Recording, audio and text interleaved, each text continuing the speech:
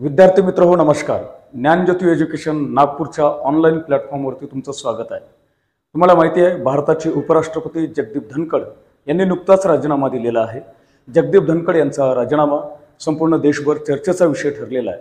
आणि दुसरी एक महत्त्वाची गोष्ट म्हणजे दिल्ली उच्च न्यायालयाचे मुख्य न्यायमूर्ती यशवंत वर्मा यांच्यावरती महाभियोगाचा प्रस्ताव दाखल करण्यात आलेला आहे। या दोन मुद्द्याच्या अनुषंगाने आज आपण चालू घडामोडीमध्ये या दोन्ही मुद्द्यांचा आढावा घेणार आहोत। सर्वप्रथम जगदीप धनखड यांनी दिलेला राजीनामा जो देशभर चर्चेत आहे, हा राजीनामा का चर्चेत आहे आणि जगदीप धनखड यांनी दिलेला राजीनामा कोणत्या कारणास्तव दिलेला आहे, या दोन्ही मुद्द्यांचा आपण सुरुवातीला विचार करूया। भारताचे उपराष्ट्रपती हे राज्यसभेचे पदसिद्ध अध्यक्ष असतात आणि यांनी म्हणजेच जगदीप धनखड यांनी आपल्या पदाचा राजीनामा आपल्या प्रकृतीच्या कारणास्तव दिलेला आहे। जगदीप धनखड यांचा राजीनामा राष्ट्रपतीकडून स्वीकारण्यात आलेला आहे। राष्ट्रपतीला उद्देशून लिहिलेल्या पत्रामध्ये त्यांनी आपला राजीनामा सादर केलेला आहे। राज्यघटना कलम 67 यानुसार हा राजीनामा मान्य करण्यात आलेला आपल्याला दिसून येतो। जगदीप धनखड हे राज्यपाल म्हणून पश्चिम बंगाल या राज्याचे राज्यपाल म्हणून कार्यरत होते आणि त्यानंतर त्यांनी भारताचे उपराष्ट्रपती आणि राज्यसभेचे पदसिद्ध अध्यक्ष म्हणून कामकाज पाहिलेलं आहे। बंगालचे असलेले पूर्वीचे राज्यपाल आणि नुकताच राजीनामा दिलेले उपराष्ट्रपती जगदीप धनखड यांच्याबद्दलची थोडीफार माहिती आपण या ठिकाणी रिवाइज करून घेऊया। जगदीप धनखड हे मूळचे राजस्थानचे आहेत। झुंझुनू या राजस्थानमधील जिल्ह्यातील ते रहिवासी असलेले आपल्याला दिसून येत आहेत। जगदीप धनखड यांनी यापूर्वी खासदार म्हणून सुद्धा काम केलेलं आहे। जगदीप धनखड हे भारताचे 14वे उपराष्ट्रपती होते ज्यांनी नुकताच राजीनामा दिलेला आहे। जगदीप धनखड यांच्या राजीनाम्याशी संबंधित असलेले एक महत्त्वाचं प्रकरण म्हणजे दिल्ली उच्च न्यायालयाचे मुख्य न्यायमूर्ती यशवंत वर्मा यांच्यावरती महाभियोगाचा प्रस्ताव दाखल करण्यात आलेला आहे। महाभियोगाच्या प्रस्तावाच्या संदर्भाने आपण राज्यघटनेतील काही कलमाचा थोडक्यात आढावा घेऊयात। राज्यघटना कलम 124, 217 आणि 218 यामध्ये उच्च न्यायालयाच्या न्यायमूर्तीच्या विरोधामध्ये महाभियोगाचा प्रस्ताव दाखल करण्याची प्रक्रिया याबद्दलची माहिती देण्यात आलेली आहे।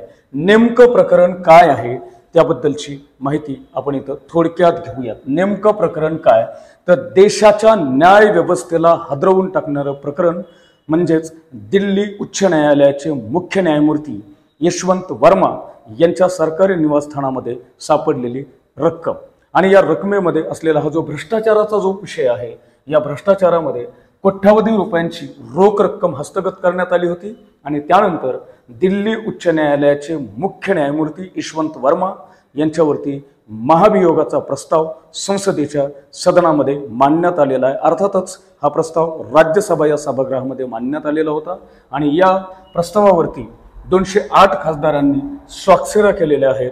त्यांना त्यांच्या पदावरून हटवण्याची संवैधानिक प्रक्रिया राज्यघटना कलम 124, 217 आणि 218 अंतर्गत सुरू झालेली आपल्याला दिसून येते। पाहूयात प्रकरण। देशाच्या न्यायव्यवस्थेला हादरवून टाकणारी घटना काही दिवसापूर्वी घडलेली आहे।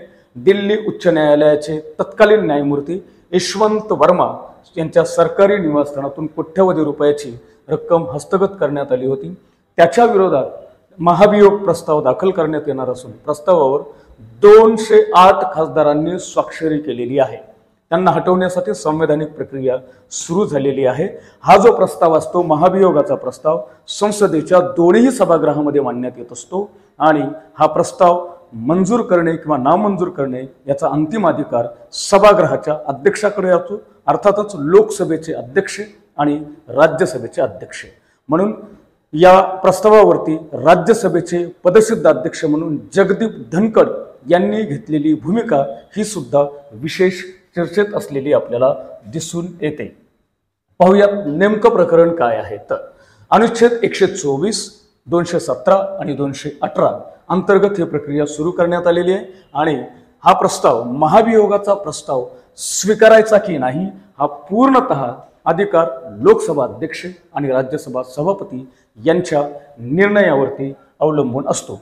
एकदा का मुख्य न्यायमूर्तीच्या विरोधामध्ये असलेला महाभियोगाचा प्रस्ताव जर का स्वीकारला तर या महाभियोगाचा प्रस्ताव स्वीकारल्यानंतर एक उच्चस्तरीय संसदीय समिती स्थापन केली जाते आणि ती समिती गठीत केल्यानंतर या प्रकरणाची चौकशी करण्याचा अधिकार या संसदीय समितीला असल्याचा आपल्याला दिसून येतो। आता यामध्ये आपण ह्या दोन मुद्द्यांचा या ठिकाणी विचार केलेला आहे। पहिला म्हणजे जगदीप धनखड जे भारताचे उपराष्ट्रपती होते, त्यांनी दिलेला राजीनामा, आणि दुसरा महत्त्वाचा मुद्दा म्हणजे न्यायमूर्ती यशवंत वर्मा यांच्याशी संबंधित असलेलं भ्रष्टाचाराचं प्रकरण आणि त्या संदर्भात असलेली महाभियोगाची प्रक्रिया। या ठिकाणी आपण थांबूया आणि पुनश्च भेटूयात पुन्हा एकदा नवीन माहितीसह एका नवीन व्हिडिओसह। तुम्ही ज्ञानज्योती एज्युकेशनच्या ऑनलाईन प्लॅटफॉर्मवरती येऊन आम्हाला व्हिजिट करू शकता। ज्ञानज्योती यूट्यूब, इंस्टाग्रामला आम्हाला फॉलो करू शकता। धन्यवाद।